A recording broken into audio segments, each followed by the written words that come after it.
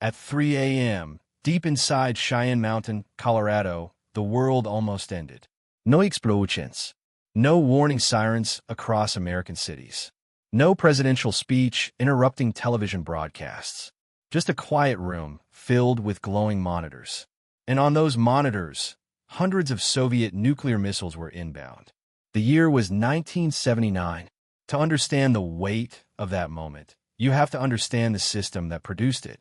During the Cold War, nuclear war was not expected to begin with a dramatic declaration. It would begin with detection. The first sign would not be an explosion. It would be data, lines on a screen, heat signatures from satellites, radar returns over the Arctic Circle. NORAD existed for that single purpose: detect an attack early enough to give the President of the United States time to respond. Time was everything. An intercontinental ballistic missile launch from the Soviet Union would take roughly 25 to 30 minutes to reach the continental United States. Submarine-launched missiles could cut that time even shorter. Decision-makers would not have hours. They would have minutes. And in those minutes, they would have to decide whether to launch a retaliatory strike capable of killing tens of millions of people. This was the logic of launch on warning. If incoming missiles were confirmed, the U.S. might launch its own before impact, ensuring retaliation even if American silos were destroyed. It was a doctrine built on speed. Speed leaves no room for comfort. At 3 a.m., the computers indicated a massive Soviet strike. Not a limited exchange. Not a single accidental launch. A full-scale attack. The screen showed hundreds of missiles rising from Soviet territory. Their projected paths arced across the North Pole toward American cities and military bases. Automatic systems began calculating impact zones. Washington, Strategic Air Command Facilities. Missile fields in the Midwest. Officers inside Cheyenne Mountain followed established protocol. Notifications were prepared. Strategic bomber crews were alerted.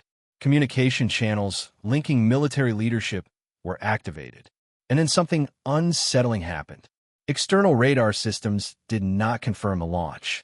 Ground-based detection networks showed nothing crossing the horizon. Early warning satellites were not registering consistent infrared signatures. The computers were adamant. The physical world was silent. This was the nightmare scenario, a split between digital certainty and observable reality. Inside the command center, the tension was not theatrical. It was procedural. Check the data. Rerun confirmation protocols. Compare sensor sources. But every second that passed reduced the response window. If the attack were real and hesitation continued, American retaliation capability could be compromised. If the attack were false and retaliation proceeded, the United States would initiate nuclear war itself. This is the paradox of deterrence. You must be ready to act instantly. But acting instantly can destroy everything. For several minutes, the fate of millions hung on cross-verification. Finally, confirmation emerged. No radar tracks. No corroborating satellite evidence. The alert was false. The cause would later be traced to a failed computer chip. A tiny component inside a warning system had malfunctioned, injecting a training scenario into live operational displays. The system interpreted simulation data as reality. Cost of the component, approximately 46 cents. That number has become symbolic, not because of its monetary value, but because of what it represents. The Cold War nuclear arsenal cost trillions of dollars across decades. Advanced radar systems, satellite constellations, hardened underground bunkers, fleets of submarines. Yet one inexpensive electronic failure nearly activated that entire machinery. But the story does not end with technical malfunction. The deeper story is systemic vulnerability. The late 1970s were not a period of relaxed tension. Strategic arms talks were fragile. Mutual suspicion remained high. Intelligence agencies on both sides constantly searched for signs of surprise attack preparation. The architecture of deterrence depended on reliable warning. But reliability in complex technological systems is never absolute. False positives are inevitable. The question is not whether they occur. The question is whether humans override them. In this case, officers hesitated. They demanded cross-confirmation. They did not escalate immediately, and that hesitation saved the world from an irreversible decision. It is important to understand how easily escalation could have unfolded. If radar confirmation had glitched simultaneously, if satellite data had produced a coincidental anomaly, if political tensions had been peaking at that exact hour, the psychological context might have shifted the balance toward rapid retaliation. Nuclear command systems are designed to remove emotion, but they cannot remove fear. Fear compresses reasoning. Fear amplifies worst-case interpretation. The 1979 false alarm demonstrated that even in a structured, disciplined command environment, perception under uncertainty defines outcomes. In the years that followed, additional false alarms would occur, including one in 1980 that again suggested large-scale Soviet launches due to computer errors. On the Soviet side, similar incidents occurred, most famously in 1983 when early warning satellites falsely indicated incoming American missiles.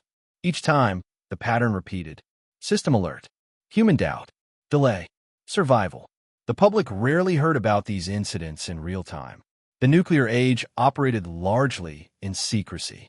Citizens slept through near disasters they would only learn about decades later through declassified documents. That distance creates a dangerous illusion that deterrence was stable and controlled. In reality, it was fragile and reactive. The 46-cent chip incident forces a difficult realization. Peace during the Cold War did not exist because systems were flawless. It existed because individuals chose caution over automation. Because someone in a bunker at 3 a.m. decided that confirmation mattered more than speed. Because someone accepted the risk of waiting. In nuclear strategy, waiting is dangerous, but sometimes acting is worse. The balance between those two dangers defined the entire Cold War. And on that quiet November morning in 1979, balance held. Not because the technology was perfect, not because leaders were fearless, but because doubt interrupted momentum. The most terrifying wars are not the ones that begin with anger. They're the ones that begin with miscalculation. And on that morning, miscalculation came from silicon and circuitry, not ideology. The world did not end. Cities were not erased. History continued uninterrupted. Most people never knew how close the margin had been.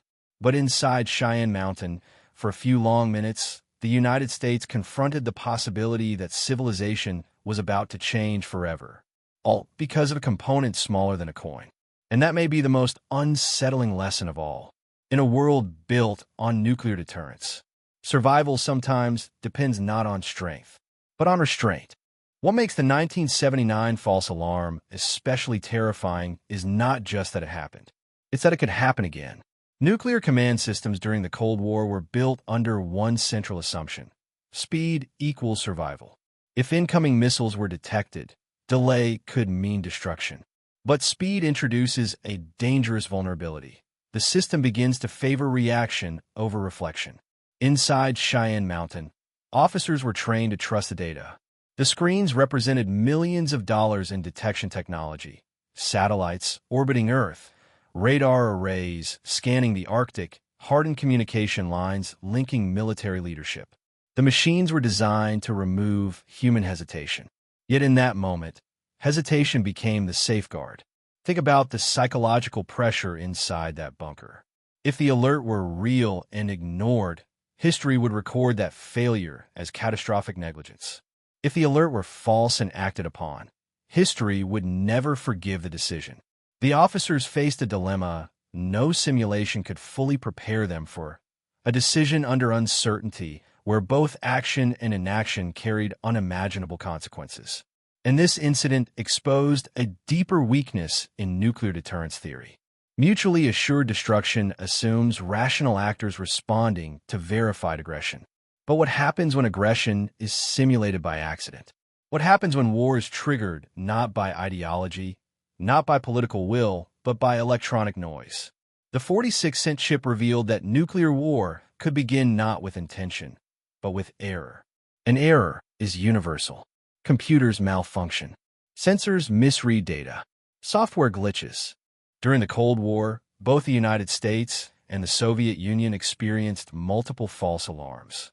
In each case, survival depended not on automation, but on skepticism. Someone had to look at the screen and say, something isn't right. That human pause was more powerful than any missile in the arsenal. But here is the uncomfortable truth. As systems become more automated, as artificial intelligence becomes integrated into military decision-making, the margin for human interruption shrinks. In 1979, operators still had the authority to question. In future systems, will hesitation be allowed? The false alarm inside NORAD did not make headlines at the time. It was handled internally, investigated, corrected.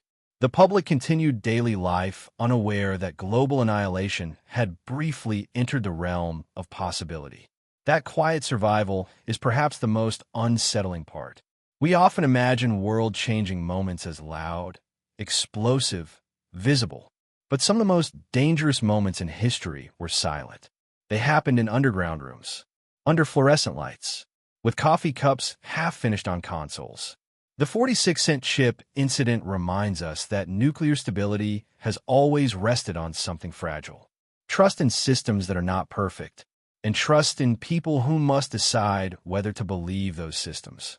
On November 9th, 1979, technology failed. Human judgment did not. And that difference is why the world is still here.